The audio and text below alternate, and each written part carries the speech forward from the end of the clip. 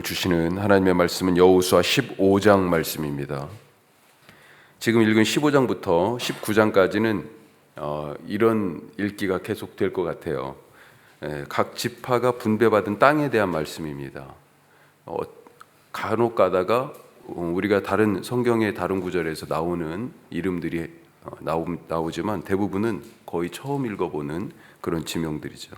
자, 먼저 오늘 읽은 이 15장 유다 지파의 경계와 분배된 땅에 대한 그런 목록입니다.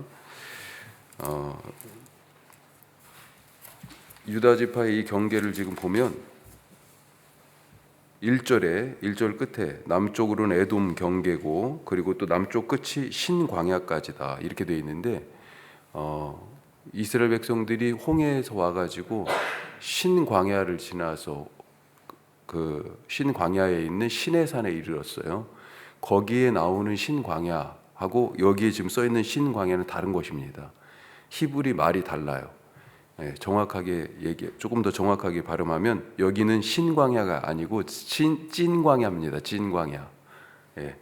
그래서 여기는 유다 지금 남쪽 네겝이라고 하는 광야로 가기 전 그렇게 생각하시면 되겠어요. 자, 오늘 이 말씀으로 우리가 크게 두 가지만 살펴보도록 하죠. 첫 번째, 작은 씨앗에 큰 나무가 들어있다.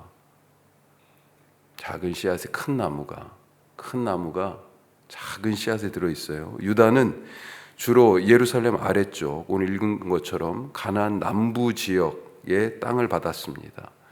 상대적으로 다른 지파의 땅보다 좀 넓어요. 이게 직선이 아니기 때문에 도시를 이렇게 연결해서 지금 쭉 경계를 얘기한 겁니다. 다른 지파의 땅들보다 상대적으로 좀 넓지만 주요하고 자세하게 많은 양에 걸쳐서 이렇게 다뤄지고 있습니다. 이 땅을 이렇게 얻은 것은 아마도 창세기 49장에 나오는 야곱이 죽을 때 애굽에서 유언한 게 있어요. 각 아들들을 두고 제일 많은 얘기를 유언으로 한 게 유다예요. 더불어서 에브라임, 그러니까 요셉 지파는 에브라임과 므낫세가 있는데 요셉 지파를 요셉으로 하나 묶어서 하는데 두 지파를 합했는데 거기도 6절이고 유다도 분량으로만 보면 6절인데 분량도 그렇지만 내용을 보면 그때 뭐라고 야곱이 유언을 하냐면 유다는 형제들의 찬송이 되고 다른 형제들이 유다에게 절하며 왕의 규와 통치자의 지팡이가 규가 뭐예요? 왕들이 잡고 있는 이 짧은 그렇지만 통치권을 상징하는 이 막대기거든요.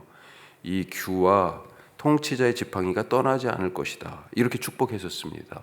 그리고 그런 일들이 지금 500년 전의 예언이에요. 지금으로 따지면 최소한. 그런데 그 예언이 지금 가나안 땅의 분배 과정에서 이루어지고 있는 것입니다. 자, 유다가 받은 땅에 대한 오늘 말씀을 대략 살펴보면 먼저 12절까지는 읽은 것처럼 유다가 얻은 땅의 경계가 도시를 따라서 이렇게 경계선을 쭉 얘기해 주고 있습니다. 동서남북 경계를. 그리고 잠깐 건너뛰어서 20절부터는 유다 지파 내 가족들이 받은 기업, 땅의 목록이 쭉 나오죠. 네 부분으로 나눠서 기록되어 있습니다. 자, 21절 시작할 때는 남쪽 지역에 대한 얘기가 나오고 35절부터는 평지라고 돼 있어요. 자, 평지에서 받은 성읍들 쭉 얘기하고 있습니다. 그래서 이 평지는 뭐냐면 원래 유다는 유다 산지, 예루살렘 있는 쪽이 유다 산지예요. 거기가 요단강하고 가깝죠. 고도가 높습니다.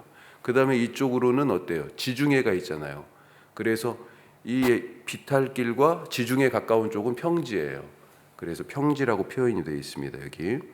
자, 그리고 48절부터는 산지예요. 그래서 유다의 산지의 주요한 도시들이 여기 언급되어 있고 뒤쪽으로 가서 61, 62절은 사해 근처의 성읍들 엔게디 뭐 이런 데가 나오죠. 그 다음에 마지막 63절은 아직 정복하지 못한 여부스 족속이 살고 있던 예루살렘에 대한 그렇지만 유다 거다라고 지금 말해주고 있습니다. 자, 그리고 지금 중요한 부분이 뭐냐면 중간에 끼어 있는 13에서 19절까지 유다 산지에 있어서 요충지 중에 요충지인 헤브론, 옛날 이름은 기럇 아르바.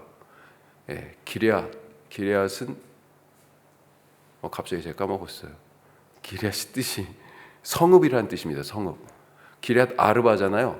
아르바의 도시, 아르바의 성읍 이런 뜻이에요. 아르바는 아낙의 아버지라고 되어 있습니다. 오늘 말씀에 가나안 땅에 살던 큰 거인들을 두고 처음 정탐하던 사람들이 거인들이 살아요 저기 그러면서 막 쫄았잖아요. 그때 아낙 자손이라고 얘기했어요. 그 대표적인 세 후손이 지금 이름이 나오죠. 이 세 후손 세세와 아이만과 달메 14절에 나오는데 갈렙이 이 거인 후손 아낙 자손들의 이 후예들을 죽였다. 그리고 헤브론을 차지한 이야기가 나옵니다. 자, 헤브론 이야기를 우리가 그래서 좀 해봐야 되겠다 하는 것입니다. 헤브론은 창세기부터 그 이름이 나옵니다. 이 기럇 아르바가 헤브론 창세기부터 나오는데 가나안 땅에 아브라함이 이제 오잖아요. 와가지고 기근을 만납니다. 그래서 애굽으로 내려가죠. 그러다가 다시 가나안 땅으로 올라와요. 그러면서 소유가 그때는 조카 롯하고 같이 살았으니까 그런데 소유가 서로 많다 보니까 이제 서로 충돌하게 돼서 헤어지게 되죠. 롯은 요단 좋은 곳으로 이렇게 가게 되고 헤브론은 당시에 그것에 비하면 상당히 척박한 곳으로 아브라함은 오게 되는데 그때 와서 산 곳이 바로 여기 헤브론입니다. 헤브론. 당시는 마므레 상수리 숲을 이렇게 되어 있습니다. 마므레 헤브론의 옛날 이름이라고도 볼 수 있어요. 여기도. 자, 이후에 하나님께서 소돔과 고모라를 심판하시잖아요. 그런데 심판하러 천사들과 같이 오셨을 때 아브라함에게 먼저 방문하세요. 하나님이. 근데 그때 아브라함이 살던 데가 어디냐? 여전히 헤브론이에요. 그때부터 그러니까 쭉 아브라함의 거처는 헤브론이 롯과 헤어지고 나서는 헤브론에 산 것 같다. 그렇게 보입니다. 자, 그러고 나서 아브라함이 헤브론에 쭉 살았는데 사라가 죽었어요. 사라가 127세에 죽었거든요. 아브라함이 아내를 이제 장례를 치러야 되잖아요. 그런데 매장할 땅이 없습니다. 이게 엄청난 아이러니인데 하나님이 땅 주신다고 그래가지고 고향 떠나서 가나안 땅에 왔잖아요. 그런데 아브라함 이름으로 돼 있는 자기 소유의 땅이 없어가지고 아내가 죽었는데도 묻을 곳이 없는 거예요. 그래서 자기가 살고 있던 지금 이 땅들을 가지고 있는 해족속에게 요청합니다. 땅을 좀 팔라고. 아내가 죽어서 아내를 묻어야 되겠다고. 그래서 땅을 해족속한테 흥정을 해서 조금 비싼 값에 사게 됩니다. 은 400세겔에. 그래서 산 땅이 이 헤브론 막벨라 굴이에요. 막벨라 굴. 그 굴에다가 사라를 장사하게 되는 것입니다. 자, 그러니까 아내를 위하여 겨우 그 사람들이 그래도 허락을 해줘가지고 손바닥만한 땅을 사게 됐는데 그 땅이 바로 어떻게 보면 처음으로 가나안 땅 중에서 헤브론이 이스라엘의 땅이 된 그런 것이다. 상징적인 곳이에요. 의미가 큽니다. 자, 사라의 매장주로 샀던 이 헤브론 땅이 그런 의미에서 가나안 땅 전체를 받기 위해 미리 지불한 계약금과 같은 것 아니었나. 제가 오늘 말씀 제목에 계약금이라고 써놨어요. 계약금 같은 거였다. 이제 잔금 지불하고요. 나머지 땅, 가나안 땅 전체를 차지하는 거예요. 이후에 이 헤브론이 또 어떤 곳이냐면 다윗이 왕이 된 곳입니다. 유다 지파의 왕이 돼서 7년 반 동안 왕 노릇하고 이후에 모든 지파를 다 이제 통일하고 그래가지고요. 예루살렘으로 수도를 옮겨가지고 33년을 거기서 통치하다가 총 40년을 다윗이 왕을 하게 되는데 그 중에 7년 이상을 이 헤브론에서 왕을 했어요. 바로 그런 곳이에요. 다윗 하면 예수님과 연결되는 이 메시아의 계보가 생각나는 거잖아요. 자, 헤브론을 샀던 이 행위는 그런 점에서 작은 씨앗이었습니다. 거기에 가나안 땅이라는 나무가 들어 있었던 것입니다. 예수님은 천국이 겨자씨 하나 같다 그렇게 말씀하셨었죠. 이것이 모든 씨보다 작은 것이지만 자란 후에는 나무가 되어서 공중의 새들도 보금자리를 거기에 잡는다. 잘 기억할 수 있기 바랍니다. 오늘 내가 하는, 내가 말하는, 내가 살아가는 이것이 별것 아닌 것 같은데 하는 것이지만 그 속에 큰 나무가 들어있는 작은 씨앗들입니다. 무슨 씨앗을 심고 있습니까? 오늘 어떤 씨앗을, 어떤 나무를 꿈꾸면서 어떤 씨앗을 오늘 심으시겠어요?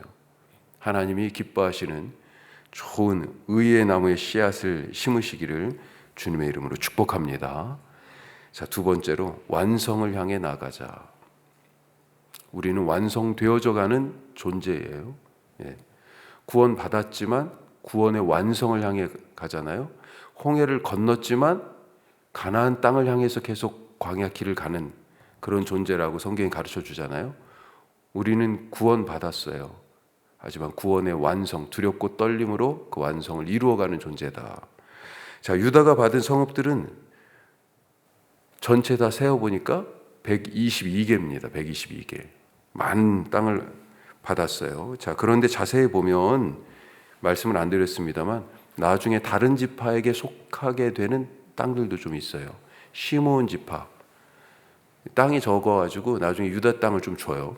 그 다음에 단 지파에 속한 삼손 같은 경우가 단 지파거든요. 그런데 오늘 삼손 이야기에 나오는 지명들이 나와요. 소라 땅, 에스다올 이런 데들이 전부 사사기와 연결된 삼손 단 지파와 관계된 그런 땅이라고 보여집니다.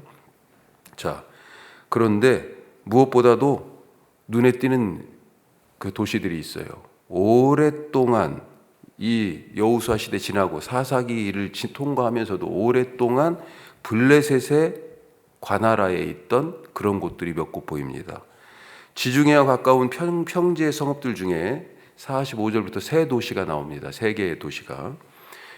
뭐가 나오냐면 45절부터 보면 에그론, 그 다음에 아스돗, 가사 이런 이름들이 나와요. 여기는 사사 시대에도 블레셋 사람들이 거주하면서 이스라엘을 괴롭히던 대표적인 블레셋 도시국가들입니다. 하지만 지금 유다 지파에게 분배됐다 이렇게 지금 나오잖아요. 마지막 절에 나오는 예루살렘도 마찬가지예요. 10장에서 예루살렘 왕 아도니세덱이 등장합니다. 이 예루살렘 왕 아도니세덱이 주변의 네 국가를 갖다 규합해가지고 연합군으로 처음으로 맞서요, 이스라엘과. 근데 완전히 이 예루살렘 왕이 크게 지지요. 그래서 결국은 죽임을 당하게 됩니다. 그런데도 불구하고 예루살렘 성은, 왕은 죽었는데 예루살렘 성은 이 사람들이 안 뺏겼어요. 그때 누가 살고 있었어요? 여부스 족속이 살고 있었습니다. 나중에 다윗이 싸워서 여부스 족속에게서 이 예루살렘을 빼앗고 다윗 성으로 삼게 되는 거죠. 자, 이미 유다에게 주어졌지만 온전히 유다가 차지하지 못한 땅들이 있다. 이 명단에는 바로 그런 말씀입니다. 이처럼 분명히 받았지만 아직 누리지 못하는 은혜와 같은 것이 우리에게도 있습니다. 어떻게 하면 주셨지만 아직 내가 누리지 못하는, 알지 못한 그 은혜를 알고 누릴 수 있을까요? 오늘 도시 명단이 쭉 나오면서 그 사이에 탁 끼어든 갈렙을 중심으로 헤브론과 그 밑에 드빌을 얻은 그 이야기를 통하여서 우리가 그 이유를 어떻게 하면 하나님이 주셨지만 아직 우리가 누리지 못하는 은혜를 누릴 수 있는지 그것을 알 수 있어요. 갈렙 이야기가 들어간 이유가 바로 그거라고요. 하나님은 약속을 믿고 겨자씨 같은 믿음으로 실행하는 자에게 나무가 가득한 숲으로 응답하시는 분이에요. 오늘 그런 복을 누리실 수 있기를 바랍니다. 가나안 땅을 얻는 방법은 가나안 땅 지금 얻어가는 이 과정, 전쟁이라고 보이지만 이것이 영적으로는 어떤 의미라고요? 예배예요, 예배. 어떻게 예배 드려야 됩니까? 마음속에서 우러나는 사랑에 바탕한 철저한 순종, 그런 마음으로 오늘도 하나님께서 우리에게 주신 약속의 완성을 향해 나아가는 은혜의 삶이 되시기를 주님의 이름으로 축복합니다. 기도하겠습니다. 두 가지 말씀 나눴습니다. 지금 내가 하고 있는 나의 이 삶이 나의 삶이 작은 씨앗과 같은 것이다. 큰 나무가 들어있다. 오늘 어떤 나무를 심는 것인지 내 삶을 잘 들여다보시기 바랍니다. 그리고 그만큼 오늘 삶이 귀하고 복된 거예요. 또 완성을 향해 나아가자 그랬습니다. 이미 주셨지만 아직 누리지 못하는 것이 있어요. 그것을 하나님께 온전한 예배와 철저한 순종으로 받아 누리고 그렇게 복된 날이 그런 인생이 되게 하옵소서. 우리 기도하시기 바라고. 내일 주일입니다. 오늘 이따 오전에 우리 또 청소하고 예배 준비하기도 하는데 하나님 잘 준비하게 하시고 오늘은 무엇보다도 나라를 위해서 한 번 더 기도합시다. 정말 한 치 앞을 알 수가 없어요.